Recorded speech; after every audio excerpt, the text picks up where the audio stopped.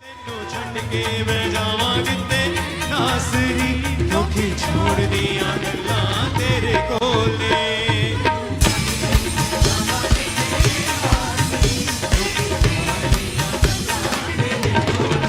हाँ तेनू झटके मैं जावा जिते नासरी क्योंकि छोड़ दिया गल्ला तेरे तेनू झटके मैं जावा जिते नासरी क्योंकि छोड़ दिया गल्ला तेरे कोले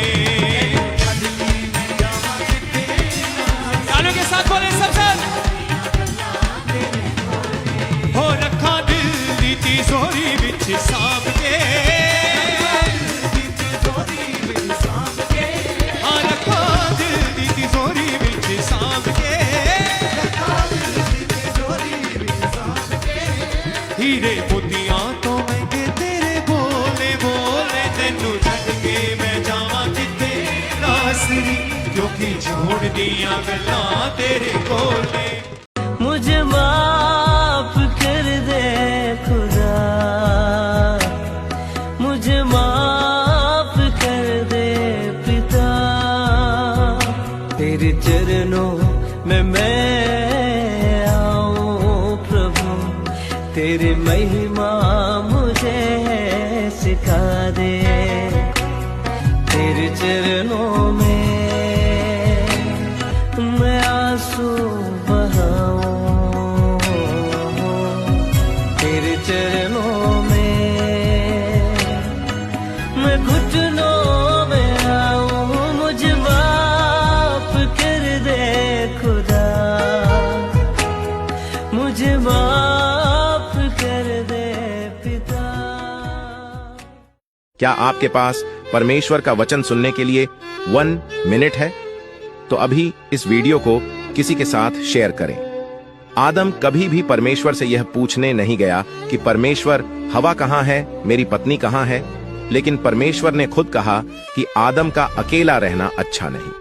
परमेश्वर खुद आदम के जीवन में हवा को यानी उसकी पत्नी को लेकर आए। आपके जीवन में भी परमेश्वर खुद आपके पति या पत्नी को लेकर आएंगे। आपको इसके लिए लड़ने या चिंता करने की जरूरत नहीं है, क्योंकि परमेश्वर खुद उसे आपके जीवन में लाएंगे। क्योंकि जब हम अपना जीवन प्रभु यीशु को दे देते हैं, उस दिन हम परमेश्वर के बच्चे बन जाते हैं और वह खुद हमारी देखभाल करने लगते हैं। नूह ने परमेश्वर के वचन को सुना और सुरक्षित रहा। अब्राहम ने परमेश्वर के वचन को सुना और वादे प्राप्त किए। मूसा ने परमेश्वर के वचन को सुना और इस्राएल को मिस्र से बाहर निकाला। बाइबल हमें बताती है कि यीशु के नाम के आगे दुष्ट आत्माएं थर थर कांपती हैं। हाँ, लोग आज बोलते हैं तो अपने आप को नहीं बचा पाया, क्रूस पे चला गया। वो इसीलिए क्रूस पे गया He went to the cross, कि आपको और मुझे एक अनंत जीवन दे सके।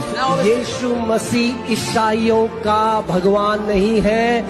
प्रभु यीशु मसीह मानव जाति को रचने वाला, इस ब्रह्मांड को रचने वाला वो परमेश्वर है जिसने आदि से हर एक चीज की सृष्टि करी है। वो कहता है मैं आदि हूँ, मैं अंत हूँ, मैं अल्फा हूँ, मैं ओमेगा हूँ, मैं ही जीवन और मैं ही पुनरुत्थान हूँ। यदि कोई मुझ में है और मर भी जाए तो भी मर के ना मरेगा, और जो कोई जीवित है और मेरे नाम में विश्वास करता है वो अनंत जीवन उसका है।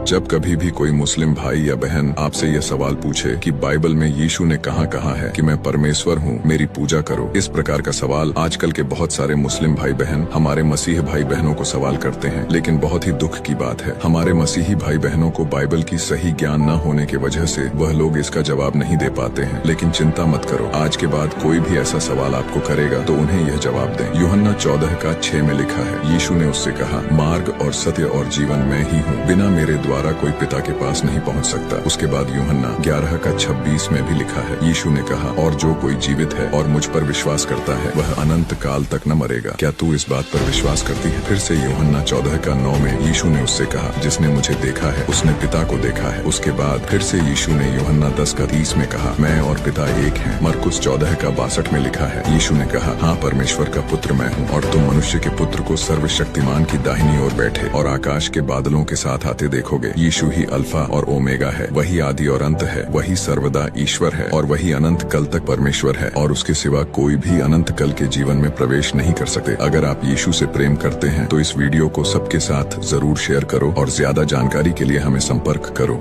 बहुत सारे मसीही भाई बहनों को परमेश्वर के उपस्थिति में जीना क्या होता है बिल्कुल भी पता नहीं है। परमेश्वर का उपस्थित चर्च जाना नहीं है। परमेश्वर के उपस्थिति में जीने के लिए यह 5 चीज करो। 1 रोज बाइबल पढ़ा करो। 2 रोज प्रार्थना किया करो। 3 रोज आराधना किया करो। 4 रोज उपवास किया करो। 5 परमेश्वर के लोगों के साथ संगति किया करो। अगर यह 5 चीज आप अपने जीवन में करोगे तो आप लगातार परमेश्वर के उपस्थिति में जिया करोगे। यही 5 चीज आपको परमेश्वर के उपस्थिति में लगातार बनाए रखेगी। बाइबल क्या कहती है कि हम कौन हैं यीशु के लिए। 1 हम यीशु के लिए एक नई सृष्टि हैं। 2 कुरिन्थियों 5:17। 2 हम यीशु के लिए पवित्र चुनी हुई पीढ़ी हैं। कुलुस्सियों 3:12। 3 हम पाप के लिए मरे हुए हैं और यीशु के लिए जीवित हैं। रोमियो 6:11। 4 हम यीशु के लिए पवित्र आत्मा का मंदिर है। 1 कुरिन्थियों 3:16। 5 हम यीशु मसीह के मित्र हैं। याकूब 2:23। 6 हम यीशु के लिए उसकी बनाई हुई सृष्टि है। भजन संहिता 139:14। 7 हम यीशु मसीह की संतान है। यूहन्ना 1:12। 8 हम यीशु के लिए उसके झुंड का एक हिस्सा है। भजन संहिता 95:7। 9 हम यीशु के लिए उसकी बहुमूल्य संपत्ति हैं। 1 पतरस 2:9। 10 हम यीशु मसीह के लहू के द्वारा अनंत महिमा के लिए खरीदे गए हैं। 1 कुरिन्थियों 6:20। अगर विश्वास करते हैं कि आप यीशु मसीह के हैं और आपको कोई भी कुछ हानि नहीं पहुंचा सकता है तो विश्वास के साथ आमीन जरूर लिखें और इस वीडियो को उसके साथ जरूर शेयर करें जो यीशु को नहीं जानता है। आप में से बहुत से लोगों के मन में यह बड़ा संदेह है कि परमेश्वर के ऊपर भरोसा करने का मतलब क्या होता है। चिंता मत करो, आज मैं इसे स्पष्ट कर दूंगा। याद रखें, जब हम परमेश्वर पर भरोसा करते हैं तो हम उसकी महान अनुग्रह और बुद्धि को स्वीकार करते हैं, यह जानते हुए कि वह हमारे जीवन को अपने हाथों में रखता है। जब परिस्थितियां अनिश्चित लगती हैं, तब भी परमेश्वर अपने वादों के प्रति वफादार रहता है। वह हमारी चट्टान, हमारी शरण और हमारी ताकत है। उस पर भरोसा करने से शांति, आश्वासन और यह विश्वास मिलता है कि वह हमारे भले के लिए सभी चीजों को एक साथ काम कर रहा है। इसलिए मेरे प्रियो, अपने पूरे दिल से प्रभु पर भरोसा करें। अपने डर और संदेह को उसके हवाले कर दें और वह आपको धार्मिकता और असीम आशीर्वाद के पथ पर ले जाएगा। अगर आपका विश्वास जीवित यीशु के ऊपर है तो विश्वास के साथ आमीन जरूर लिखें और इस वीडियो को उनके साथ शेयर करें जो आपके दिल के करीब हो, ताकि वह लोग भी हर एक परिस्थिति के समय परमेश्वर पर भरोसा रखना सीख सके।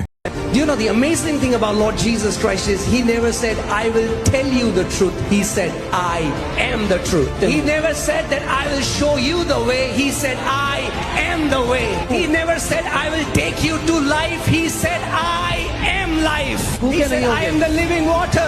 If you will drink from me, you will never thirst again. He's our God. He's our offering. He is our bread. He is our water. He is our teacher. He is our Lord. He is our King. And the Bible says, everyone, not some, everyone who calls on the name of Jesus shall be saved.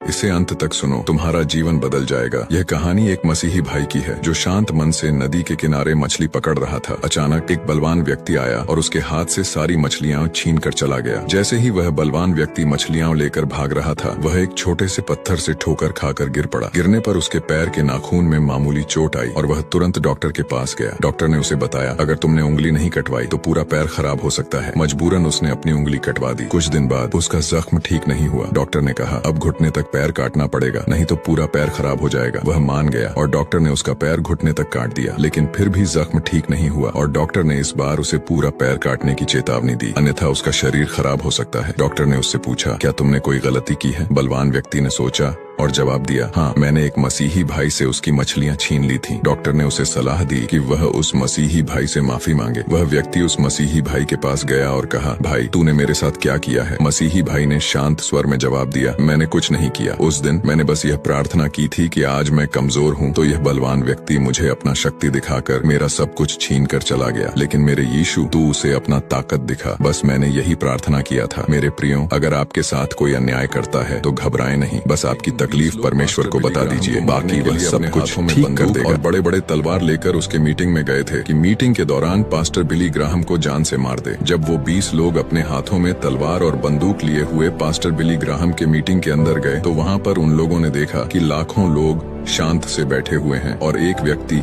बीच में खड़ा हुआ प्रचार कर रहा है और वह 20 लोग नफरत और गुस्से के साथ उस मीटिंग के अंदर जाकर बैठ गए, ये विचार करते हुए कि मीटिंग के अंदर ही बिली ग्राहम को हम मार के भाग जाएंगे। लेकिन अचानक उन 20 लोगों में से 19 लोग खड़े हो गए और जहां पर पास्टर बिली ग्राहम प्रचार कर रहा था, उस बेदी के पास जाकर घुटने के बल घुटना टीक कर रो रो के यीशु को माफी मांग रहे थे। यह महान घटना के बाद कुछ लोगों ने पास्टर बिली ग्राहम को पूछा, आपको मारने के लिए 20 लोग आए थे, लेकिन उनमें से 19 लोग ही प्रभु को ग्रहण क्यों किए, एक ने क्यों नहीं किया? उसके बाद पास्टर बिली ग्राहम ने उत्तर दिया, अगर बाई चांस उन 20 लोगों में से एक भाई मुझे मार भी देता तो आज 19 और भी बिली ग्राहम यीशु के लिए पैदा हो जाते। अगर विश्वास करते हो कि यीशु ही प्रभु है तो इस वीडियो को सबके साथ जरूर शेयर करो। I am the light of the world. Whoever follows me will never walk in darkness,